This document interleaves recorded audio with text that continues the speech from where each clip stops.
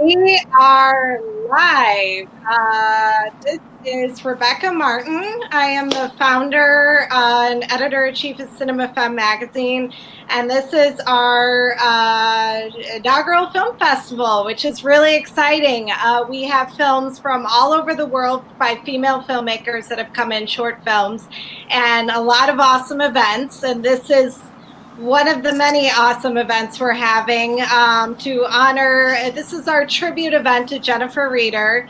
She is one of my top filmmakers. She did an amazing film last year called Knives and Skin that I just fell in love with and fell in love with her work. And yes, sorry, Jennifer froze for a second, but she'll be back. She's on the road. But I'm very excited to talk to her about her films and her short films. And let me see, Jennifer, do we have you? Okay. So while we're waiting for Jennifer, I think we could start with the clip, and then we'll circle back to her. So let's see here. This is a clip from Knives and Skin, which we'll get. Oh, Jennifer, can you hear me? Okay. Stay tuned. I'm just going to put a clip on and we'll get into, yes. So Jennifer will come back and we'll talk about some of her films. But yeah, this is a clip from Knives and Skin. Enjoy.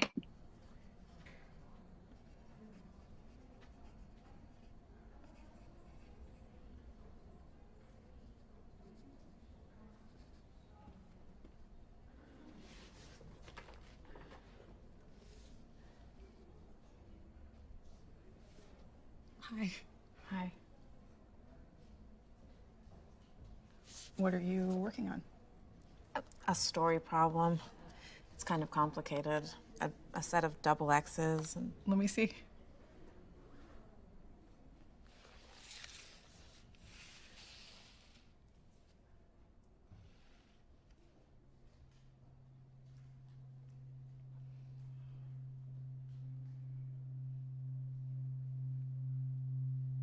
Moving forward, using all my breath, making love with you was never second best. I saw the world crashing all around your face, never really knowing it was always mesh and lace. I'll stop the world and melt with you. You've seen the difference, and it's getting better all the time. There's nothing you and I won't do. I'll stop the world and melt with you.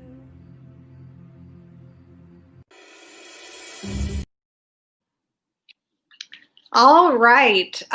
We still don't have Jennifer. So in the meantime, I had done an interview with Jennifer a year ago about Knives and Skin and just about her and her career. So I'm going to read some of the Q&A that we did together.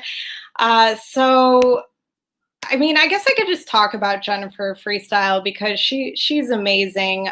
She was born in Ohio, and so she grew up in the Midwest, and she started as a ballet dancer. Oh, and we have her back.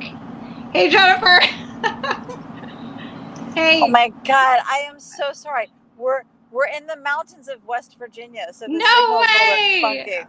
Okay. You know what? It's cool. I actually just showed a clip from Knives and Skin. Okay. It was the one, shoot, I don't know the actors' names, but the cheerleader and the cross-country runners who are singing together. And oh, yeah.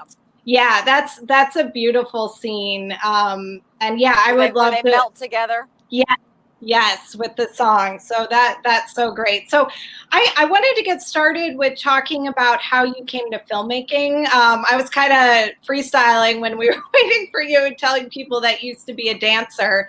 And I know that played a lot into your filmmaking style. So could we start? Yeah, why don't you talk about that a little bit and how that led to filmmaking?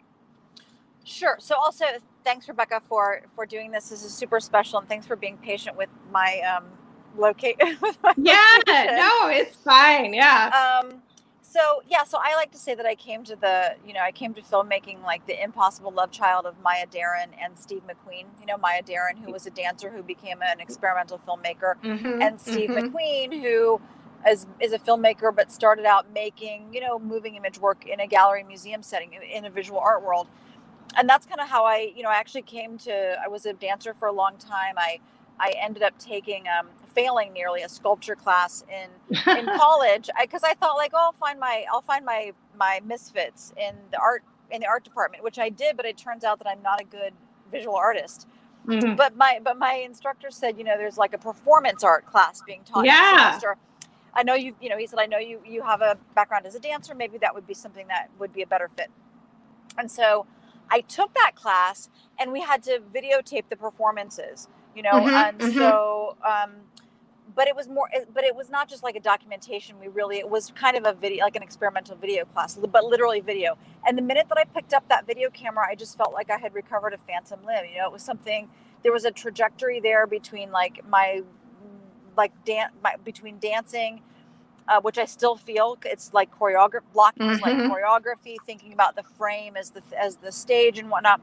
Um, but I was really, I just liked the ability to to that I could do everything. I could turn the camera on, then I could perform in front of the camera, then I could do the editing and the sound design. I could do everything, and it was kind of like making little movies, and it was kind of like TV, but it wasn't like that at all. And there literally were no rules. And Mm-hmm. so I Mm-hmm. never did, so then I just never did anything else but make moving image. And I hope that this works out because I don't have any other skills really. Yeah, well, I mean, it's awesome. And so when did you get to that point where you actually started to make films? Because I know you made a lot of short films before you went with your features, and there's so many of them that are so creative. So how did you get, started with all that? Well, I really did start out making moving image work in the art world. And so, Mm-hmm. I had Mm-hmm. work at the Venice Biennale and the Whitney Biennial, and I had gallery shows. And I mean, by any sort of standards, I had a very successful career as a kind of a video artist, let's say. Mm-hmm. Um, but I was never satisfied with how an audience experienced the work. I mean, even as someone who likes moving image content, I'm smart enough to know that that's you don't go to an art gallery or museum to see a movie. I mean, in Mm-hmm. the gallery context, Right, there's right. you go to the theater, you sit down, you watch the whole thing. That's for me the most rewarding experience, both as a Mm-hmm. maker and a consumer.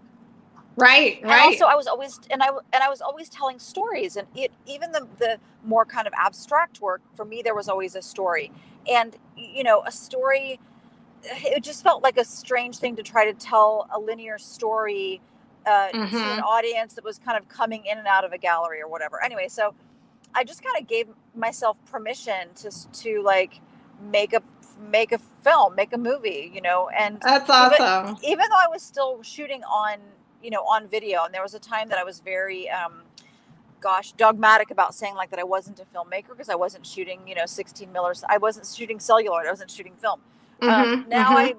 I just, it's like kind of, it's all zeros and ones anyways at some point. I mean, I'm still shooting digital, but it would sound weird if I was like, you guys, I just made a new videotape and it's called Knives and Skin.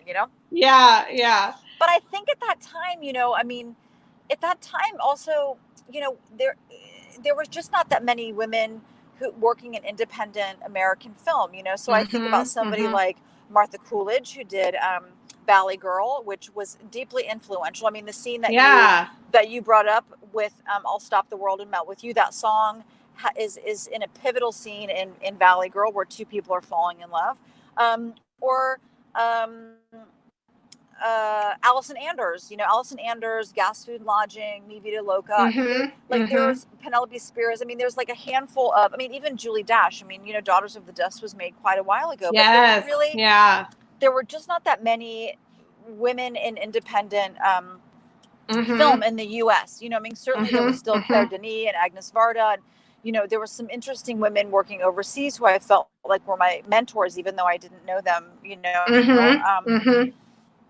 So it really wasn't a time where you could look to like Hollywood or even the independent filmmaking scene and say, oh, yeah, I can do that because there's so many people doing it right now. It was just sort of like, wow, how do I?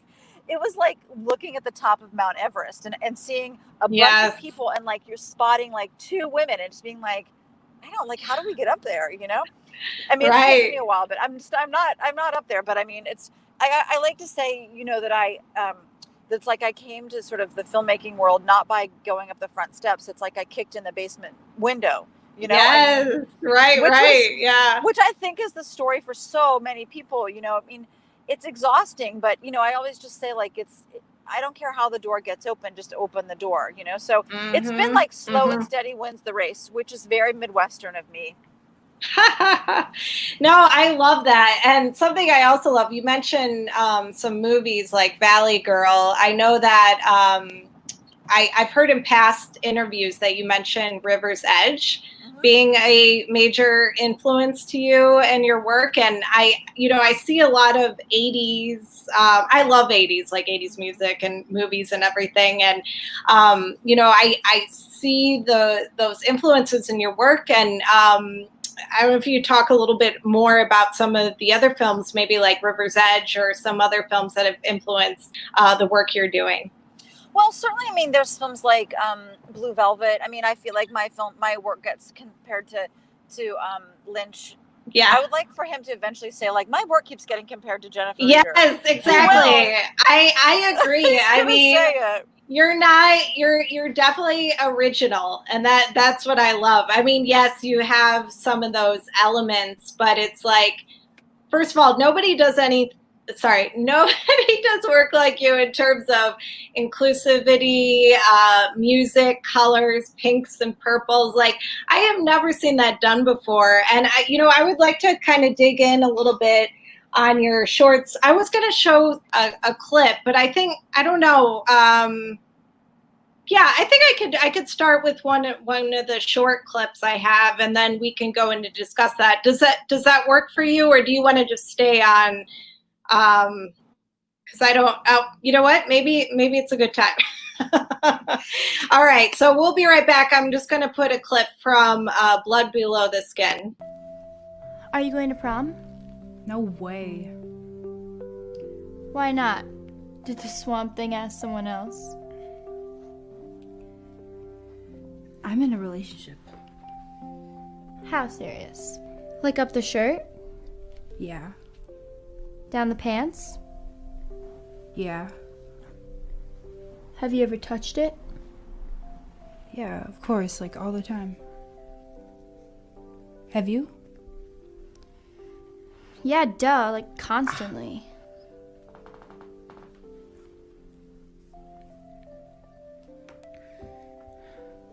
I won't tell anybody what you just told me. You wouldn't want people to think you're a slut. I'm not a slut. Oh, so you're a tease. I'm not a tease.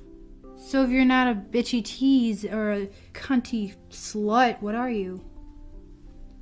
What are you then, huh? What are you? I'm neither. I'm nothing. I'm nobody.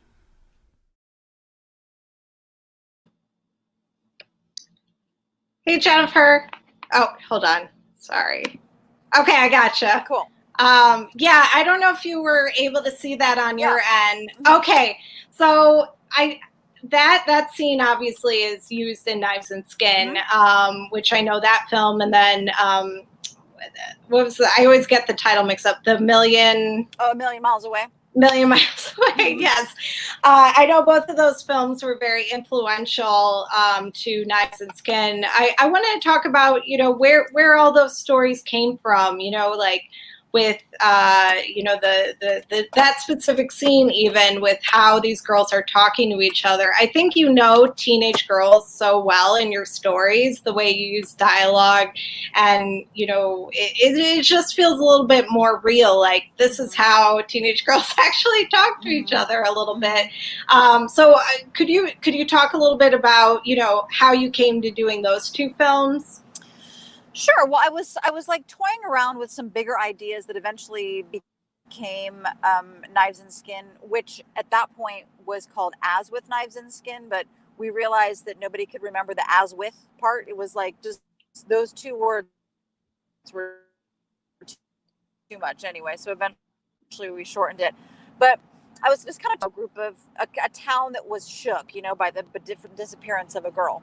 And and it was just like in pieces and parts, and there were just some kind of loose like character bios that I was kind of dealing with, or some loose little moments that I wanted to think about. And so what I do is not sit around and like take years and years to write the feature length, or decide that it can only be a feature length film. I decided that I was going to try to experiment with some of these moments in a couple of short films. And even I really wanted to try to use more singing, like I had done some singing and stuff, or done some little weird kind of magical motion graphic stuff, and so I just wanted to kind of keep trying that. And again, in that kind of Midwestern way, I was just like, I wasn't ready to go all in. I'm kind of like, I'm going to start in the shallow end, and I'm just going to work my way and see what happens.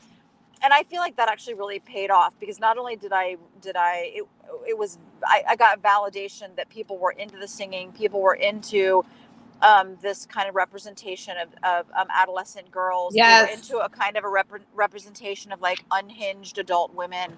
They were sort of like down with that, with the sort of like funky art direction, or the very specific kind of art direction that totally comes out of my influence as from art school. And I found, those films did really well. They went to Sundance, they went to Berlin, etc. And so I was like, okay. And then, what happens when you have that kind of, you have a little bit of an arsenal. Then I think I was looking at the chat. I was looking at the chat when the clip was playing, and someone maybe was asking about the recent sort of like getting a kind of a good vouching from Bong Joon-ho. Yes, like, that was awesome. Totally, yeah, that was very, very cool. I'm waiting for him to call and ask me to have cocktails with him all night long. Yeah, which is what he kept saying after the Oscars. We're going to drink all night. I'm like, I'm right here for that. You're like, I'm there.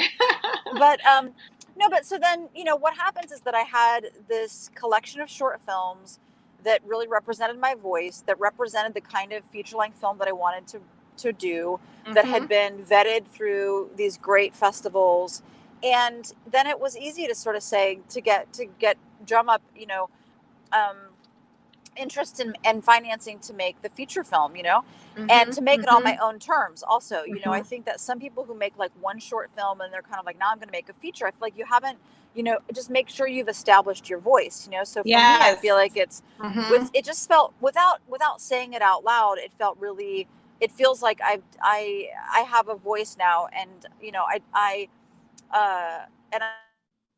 feel like people who are now asking me or asking like what I want to work on next, or helping me make my next film, or sending me scripts to do, it's not some sort of a generic stamp. They really sort of just like, what kind of a Jennifer Reeder kink can we put into this film? That's awesome.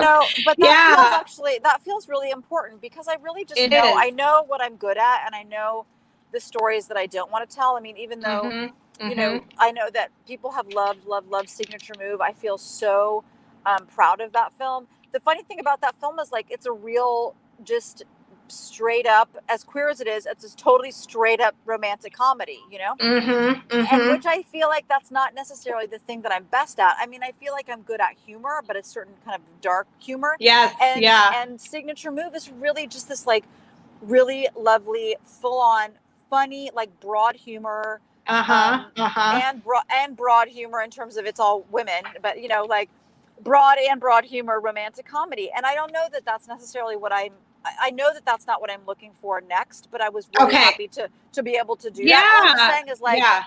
like I just know I know what I'm good at, and I know what I want to do, and I know that there's things that I am not all that interested in doing. Mm-hmm.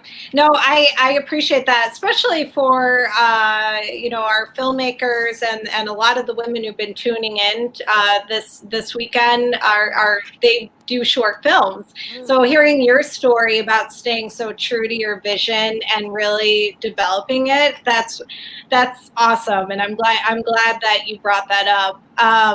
Yeah, and then we do have some questions that have been coming in, so I could go. Let's see here. I was struck by an interview where you said that you seek to use your feminism to lift up everyone. Can you elaborate on that? Yeah, well, I mean, for me, also feminism is a spectrum. Like we all benefit from human equality. I mean, we're seeing it sort of right now in the Black Lives Matter, social uprising. It's like I love the sentiment that all lives cannot matter until Black Lives matter. And I think that there is not human equality unless there's gender equality. It just is the case. So, on the one hand, I think that the way that the stories that I tell, that certainly at the end of the day in those films, even if the characters go through some very big mistake making, those films, I want them to be about female empowerment, human empowerment, right? And then, I like being able to work with young women. I like being able to work with like amateur actors. I love being able to pack the, cast behind the camera set with like lots of Black, Indigenous, people of color crew, women, female crew, trans crew, LGBTQ crew, like really, if it's my set, which it is as the director, then I get to say who's on board. And I want the who's in front of the camera and who's in back of the camera to feel like it's an authentic representation of how films get made. And it's very easy to do. I mean, I live in Chicago, right? Right. Yes, it's Chicago. It's not New York and it's not LA, but it is not difficult to put together a really robustly inclusive, super, super talented cast and crew. And I will always do that. And then this year, I decided that I wanted to be a producer for some short films. And so I'm an advising producer on a short film by this Indigenous filmmaker called Pishon Bread.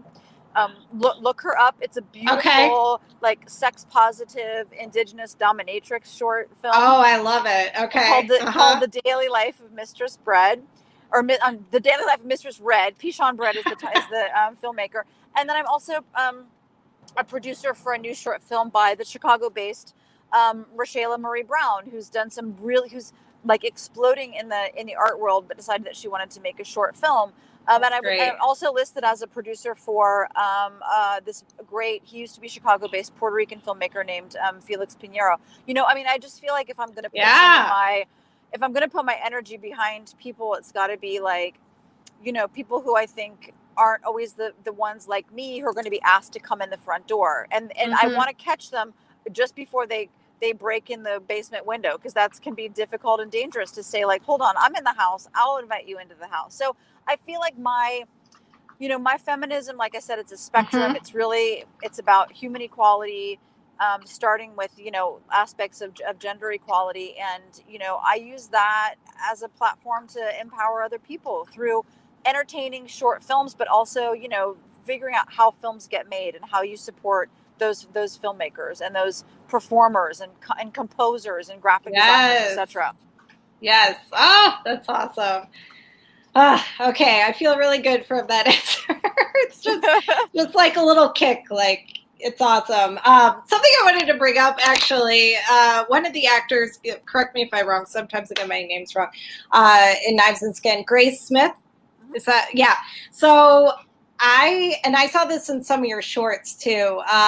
Joan of Arc is like, I love that you take like feminist, characters or themes, and you just, you put it in such a modern way in your films. And I don't know if you want to talk about Joan of Arc being some kind of influence in what you do, or just these feminist like role models just leading the way? So Sure. if you could, Oh, yep. Mhm. well, I mean, there's a big and there's a kind of there's a really robust Joan of Arc theme in Below the Skin, Mhm. which you know had shown a clip from, and yeah, and then Grace has a Joan of Arc shirt on as Joanna, who's also that kind of Joanna is a little bit of a play on kind of like Joan Yes. Oh. of Arc in a theater production in Chicago. So Yes, that and was when that. I saw her, yeah, she was great. Mhm. But no, I think that, I mean, what I also want to do in my films is to, I don't know, have like to present through the art direction or the props or the, some of the narrative content, a little bit of like a feminist history lesson. Yes. And so if someone's like Joan of Arc, who's that? I mean, I can't assume that people know who she is, right? So then, Uh-huh.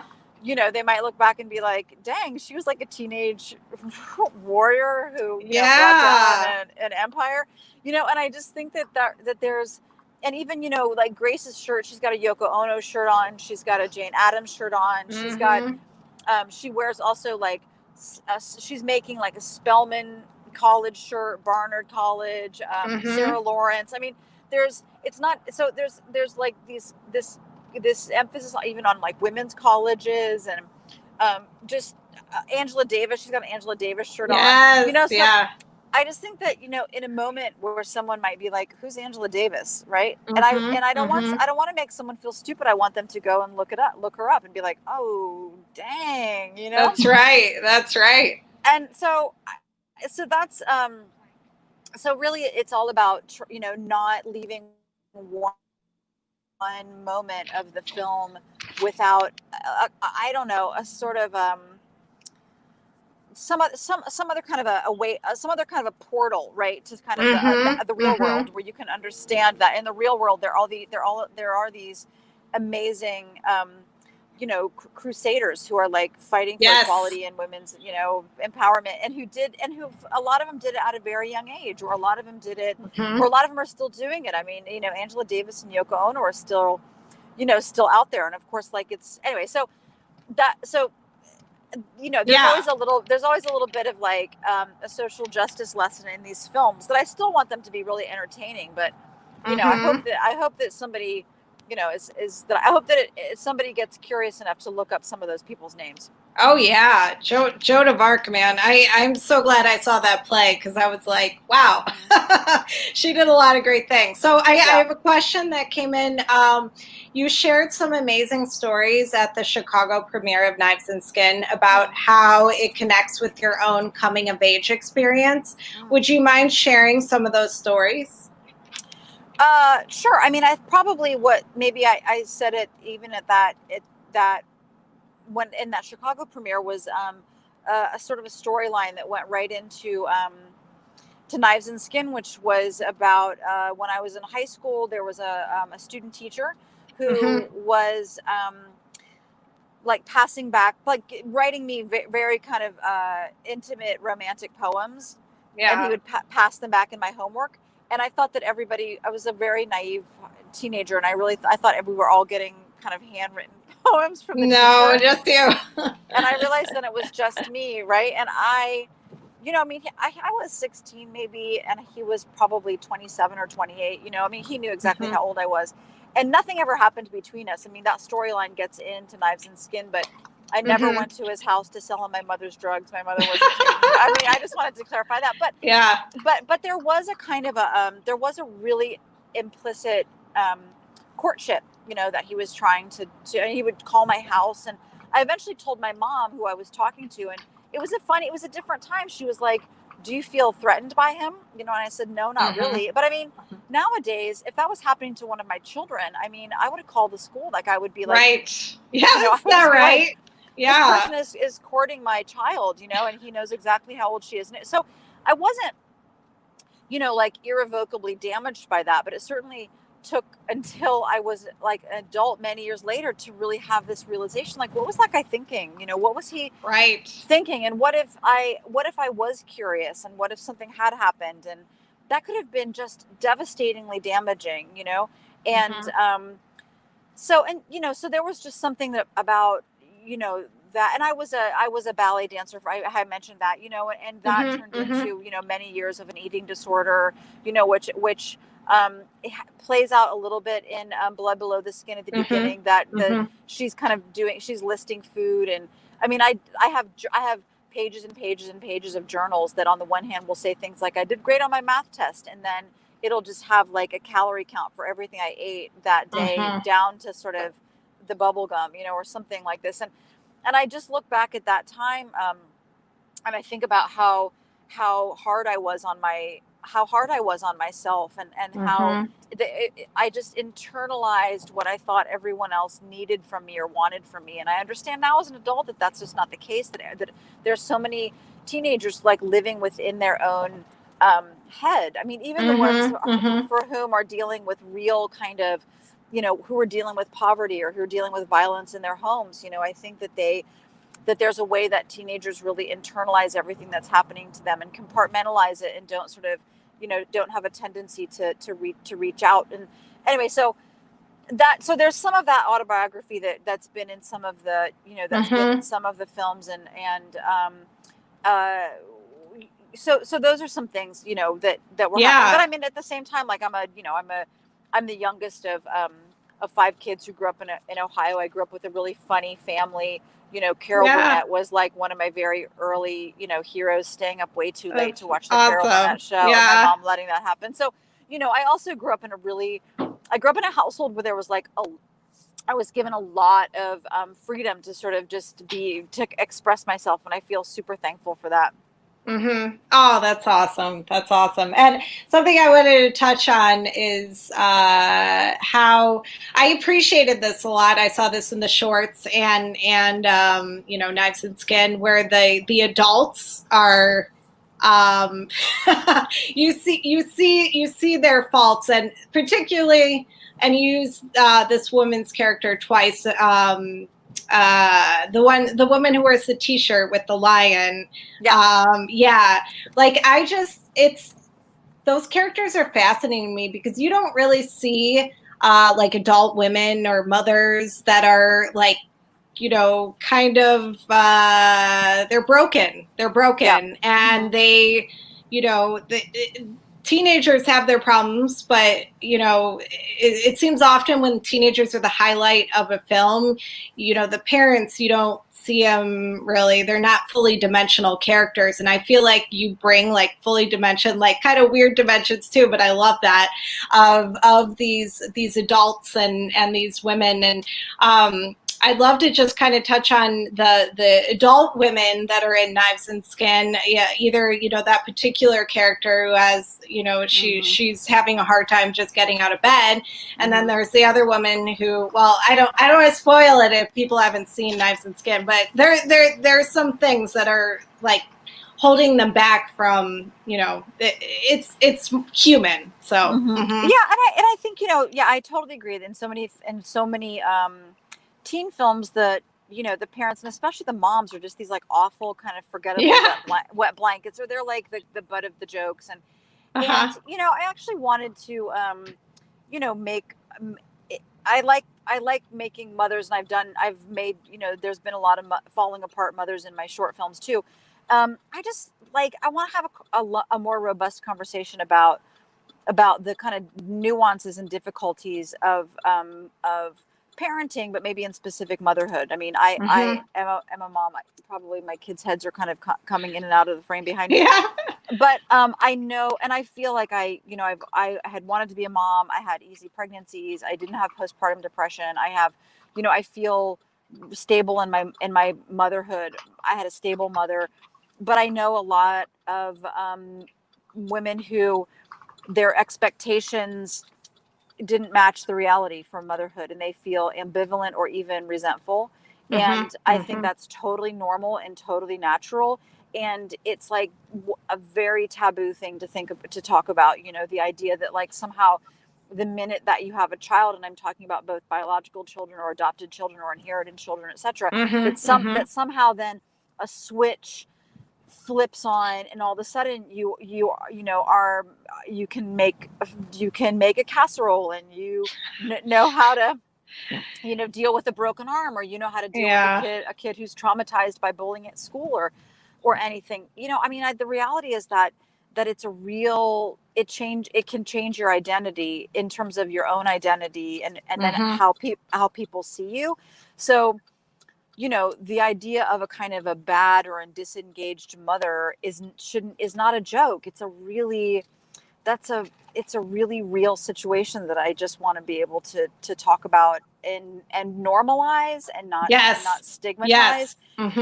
And so in that relationship, it's a little bit like her tiger shirt that tells her to kind of pull herself together, that she or that she can pull herself together, and because I think that she wants to. I mean, I think there's other women who really need to step away from their families for a while and do. But so at the end, there's that little ray of, hope that says that she understands that her children still need her, to be their parent, and she's capable of doing it. And she's turned a little bit of a corner, and her daughter is actually really so sympathetic. I mean, she's not the daughter who's like storming out of the room, screaming like, "I hate you, you're the worst mom." She doesn't know what's going on. She doesn't know how to identify it, but she understands that in that way, sympathy or kind of like mothering her mother is kind of the path to redemption. Yeah, that's so good. I really appreciate that. Another question we have, absolutely loved the "I treat girls like shit" jacket. To what extent is redemption possible for that male character and men like him? I mean, I have to hope it's 100% possible, or like, what is the world that we're living in? Right. We should all just become kind of radical separatists, but I've literally been in a car full of guys, so I'd be in a lot of trouble if that was the case.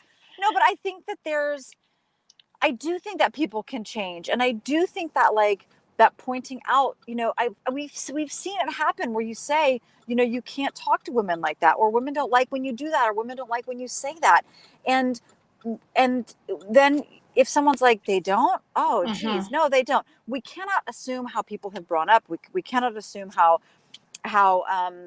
people what their own lived experiences are, and what their own sort of assumptions are, and then we make assumptions that they know better. But I just think a lot of people don't. And I think, again, we're seeing this with Black Lives Matter. I think that there are a lot of people who, for the very first time, are really realizing that there is racial profiling, that there is discrimination, that there's police brutality, and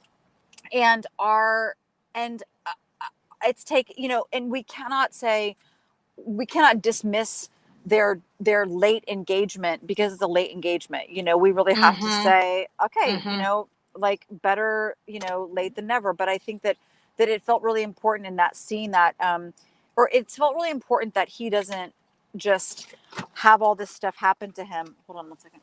Okay. Check in. Here, I'll give you the stuff. But it seemed really important that that he is that he's given the chance, to fix it, or to apologize, to learn from his mistake. And he didn't, again, I don't want to spoil it, but he didn't. He's not the reason. He's not the reason that Carolyn Harper is missing. I mean, at the end of the day, and it felt really important that it's not a murder. I can just say that, because I just thought that would need to have more than just a jacket that says "I treat girls like shit." That would have to have a really meaningful kind of accountability.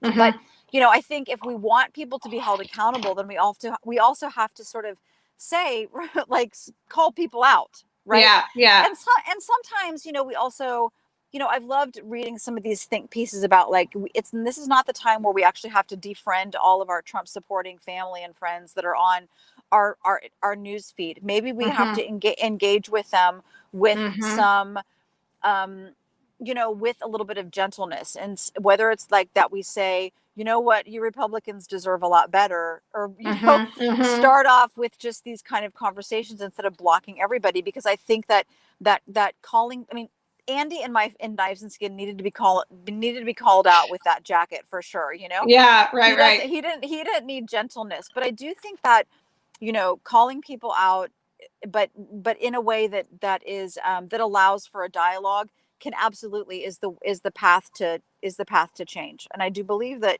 in my brain, if there was a sequel to Knives and Skin, he becomes a good Mm-hmm. guy.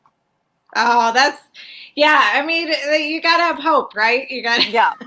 Yeah. got to be positive Yeah. to some level. I also want to talk about how you are just like internationally. I'm just so impressed when, I know when you were doing the festival run with Knives and Skin, how big you are in Europe, it seems. And, I saw some interviews on YouTube with some like European festivals, and I love that you're not, I love that you're universal in a sense. Like your films are connecting with people all over. And I just think that's exciting. How was the festival run for you? Because it seemed exciting. I mean, it's a for blast. pre-pandemic, of course. So that's, yeah. No, it was a blast. I mean, I was obviously super happy that IFC, acquired Knives and Skin, and it gave it a theatrical release. I loved that part.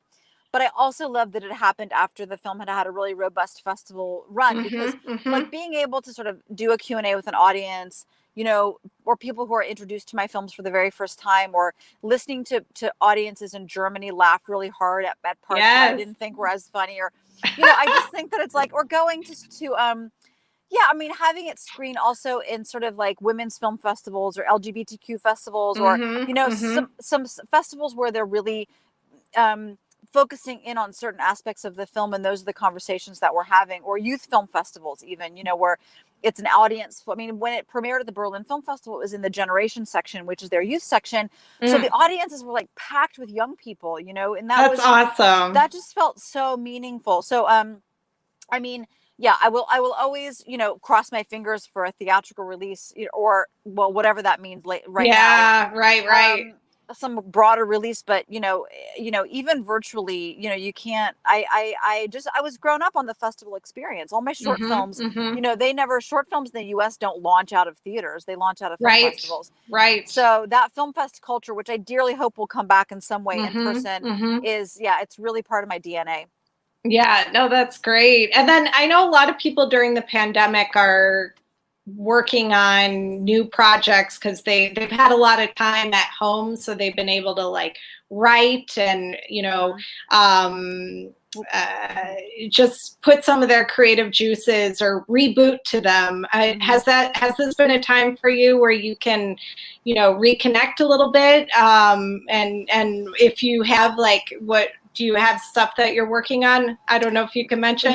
No. I mean, in theory, I'm in like pre-production for a new feature-length film that's called Perpetrator.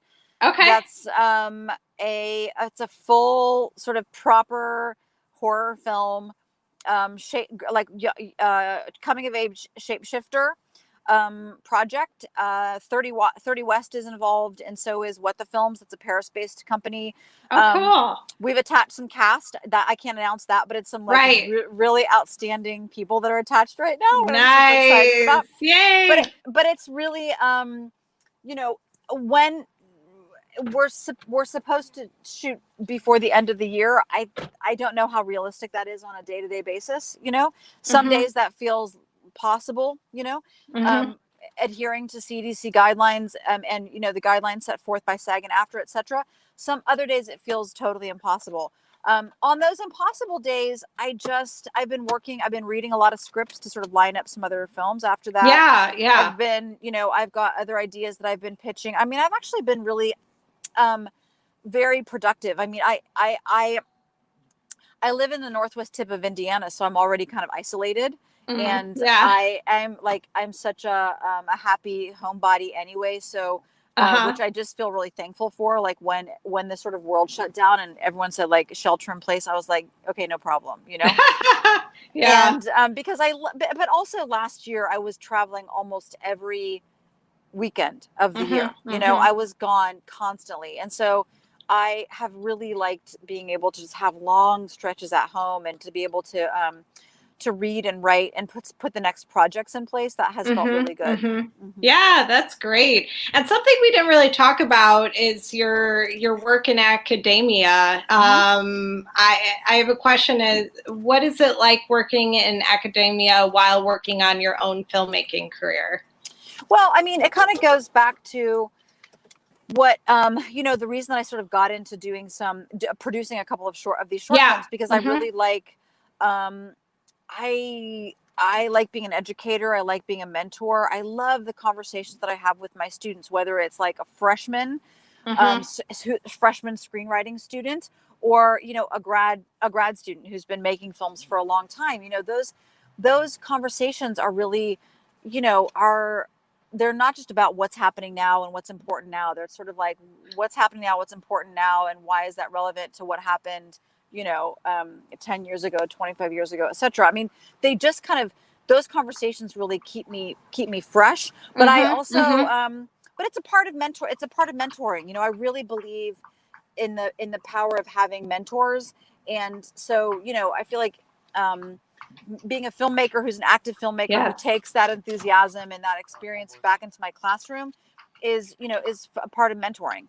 I think that's great. Yeah. But I try not to tell my students, you know, like who I am or what I've been up to. And sometimes they're like, we Googled you and you have we're like, you know, signature move is 100% on Rotten Tomatoes, 100% fresh on Rotten Tomatoes. Yeah. You know, and I'm like, I don't have to tell you everything. You know, like, right. And just like, keep it, you know, don't get distracted. I'm your teacher and you've got stuff due next week, you know? I love that. And I wanted to just touch on Signature Move real quick before we close things up. I think that's an amazing film. I'm going to show one quick clip, if that's all right. Okay, and sure, then we'll just circle back after that. And I would say before you show the clip, I would just say also that just to sort of, because I think my dean would be so angry if I didn't say, like, I teach at the University of Illinois at Chicago. That's where I teach, which is like an amazing land grant public university, you know, so it feels really important that I'm also teaching at a big public university. But yeah, UIC, go Flames. Yeah. And then go Signature Move. Yes, I'll put the clip on. But what class do you what classes do you teach? I mean, I teach screenwriting and I teach I teach film and video production, but it's a small program. It's not a big proper film school. It's a smaller film program within the art department. Okay, great. We'll be back. Okay.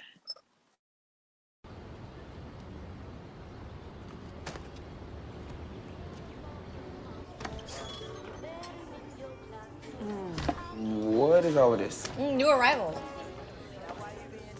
50 ways to eat a beaver.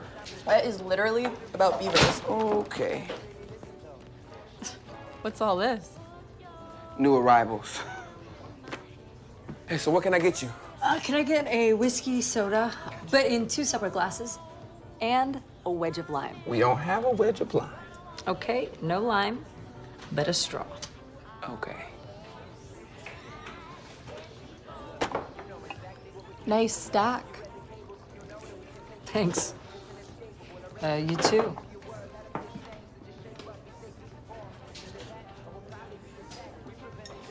Salud. Salud. You're supposed to take a sip. Salud. Hey, look a person in the eye.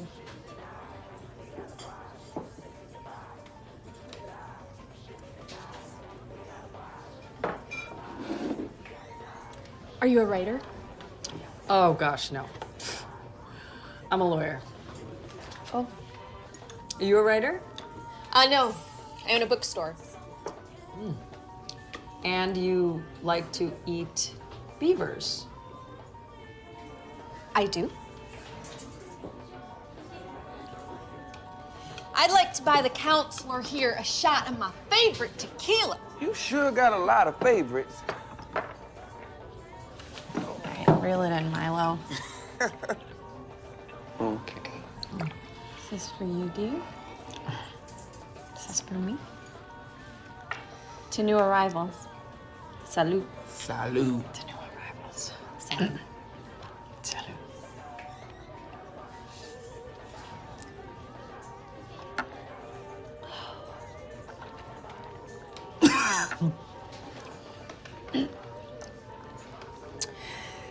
That's hot. All right, signature move. So I actually just recently saw that, and I loved it. And two things. I know we're going to close up soon, but I wondered like how it was in the adapting process for you, because I know you it's not.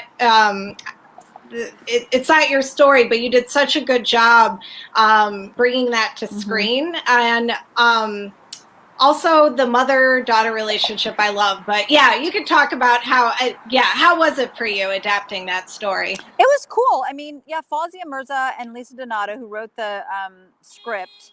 I mean, neither one of them wanted to direct it. A part of me was like, well, why don't you guys direct it? And they're like, no, we want someone else to direct it. I mean, Fawzia's in it too. So Yeah, Fawzia plays she's Xana. great. And, you know, I mean, there was obviously a little worry about I was less worried about the, you know, the broad romantic comedy aspect of it. I wanted to make sure that, you know, that it felt authentically, you know, like a movie about a Pakistani Muslim woman and a Mexican woman. You know, I mean, I'm neither, you know, I'm not Pakistani, I'm not Muslim, I'm not Mexican. And so, you know, it just felt like, you know, and I mean, the part of the dialogue is in Spanish, part of the dialogue is in Urdu, you know, I mean, it just felt really important to make sure that the, that it felt like authentic and, you know, having Fawzia write it and be in it and on set, you know, like that was also really important because she could say things. I mean, there was a moment, I think, when in a scene when, Zanab's mom, Parveen, is in the living room and she has her prayer beads or something and the Quran is open and because it looked better on set, like, and then, you know, Fawzia was like, no, it wouldn't be open. You have to close it. You know, we were like, yeah, but it looks better open. She's like, you have to close it, you know? And there were a couple other moments like that, you know, we also, like, we literally just shot in you know, a mom's house in Little Village, you know, that beautiful, vibrant Mexican neighborhood in Chicago.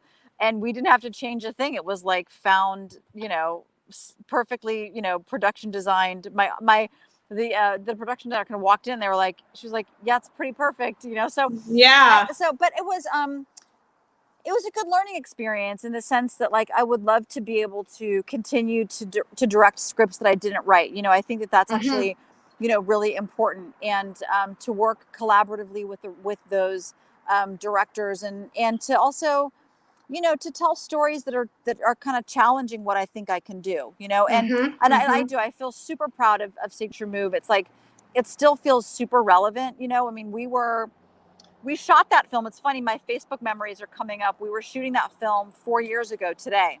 Oh, wow. Or 4 years ago right now. It was like a 3-week shoot, but like, this is the period of time 4 years ago we were shooting it.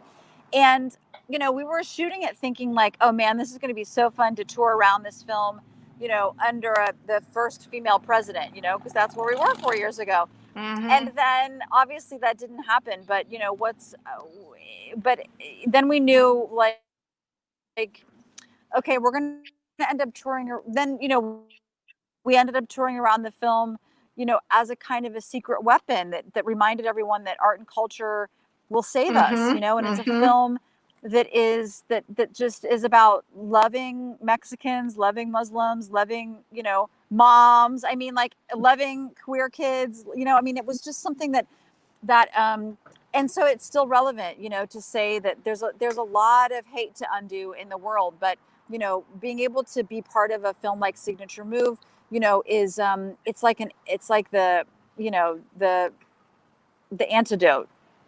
Yeah.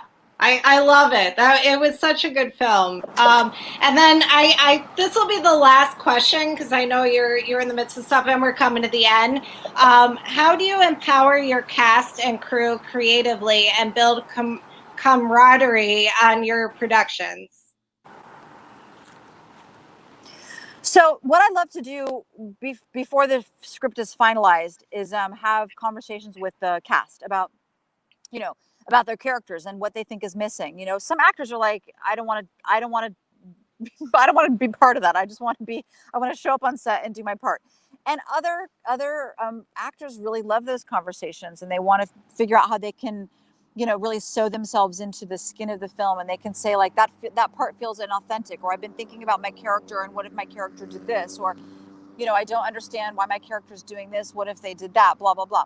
And I don't always necessarily take that advice directly, but okay, but I like having those conversations, you know, so I can really feel like, okay, it's our film. And, you know, Chris Rahano, who's the DP who shot so many of my films, the shorts and both Signature Move and Knives and Skin. I mean, that relationship is, you know, I mean, we start at a very early on, sort of talking through each scene, you know, and especially with Knives and Skin, which has such a distinctive visual look, you know. I mean, we really were like, just sat down at a big table and got photo books out, got graphic novels out, got swatches of fabric out. I mean, we were like, what is this thing? What is the color and the texture of this film? And then we brought in the gaffer, Louis Lukasik, and had those conversations. I mean, Audrey Sirawat was the production designer for Knives and Skin. I felt like she and I literally shared a brain, you know. I mean, it was really, and again, early on, we also had a group WhatsApp with all the art, with the whole art team. And it was just filled with, anytime somebody would see an image, they were like, this reminds me of like what we're going for. This was just in pre-production, you know, they would like put it into that group chat. So everybody felt like they were in the frequency of the film before we started shooting, and they felt like they could contribute, you know, to the look and the feel of the film. And, you know, I mean, I just want to have a film set where everybody feels like they want to come back day after day. Yes. You know, Knives and Skin was, you know, I mean, the last 7 days of shooting were all exterior overnights, you know, which means you have a call time at 4 p.m. and you wrap it at, you know, 4 a.m. And those were all the scenes at the quarry that were like, I mean, come on, a quarry in July in Chicago. It was so hot and so buggy. There were bugs, there were coyote, there were skunks. It was brutal. You know, all the keto people started eating bread again. All the non-smokers started smoking again. It was brutal. But people kept coming back day after day, you know, because they felt like they were part of the film, you know, and that they were indispensable, you know, that they were really, you know, that they wanted to be part of it. And, you know, I feel like I never want to not cultivate that kind of community on set. Right. Oh, that's great. That's great. Well, Jennifer, thank you so much for letting us tribute you and your work. And I'm so excited to see what's coming up. And I know your story really inspired the female filmmakers that are watching. So it's just so nice to elevate someone who you look up to so much and have those female filmmakers see you as well. So thank you. I really appreciate it. Well, Rebecca, I love talking to you when we did that interview for Cinema Femme before. Yeah, and it was great talking to you again. Of course, I love Seed and Spark, and I love that you put together this film festival. Like, it's so cool. We have to do what we have to do during these weird times. Right. And I was also going to say, I don't know if there's other questions that came up in the chat, but if you want to copy them and email them, I'll be sure I can get to them eventually, and we can post them someplace else so people have more questions. Yeah, that's awesome. Okay, well, I will do that, and have a great trip. Thanks. You guys got me all the way. We're in Charleston, West Virginia for the night. Oh, wow. Okay. You guys were with me through the Smoky Mountains, and now that was fun. Downtown Charleston. Oh, that's great. Okay, well, thank you so much, Jennifer, You're very welcome. We'll talk soon. Right on. Okay. All right, bye.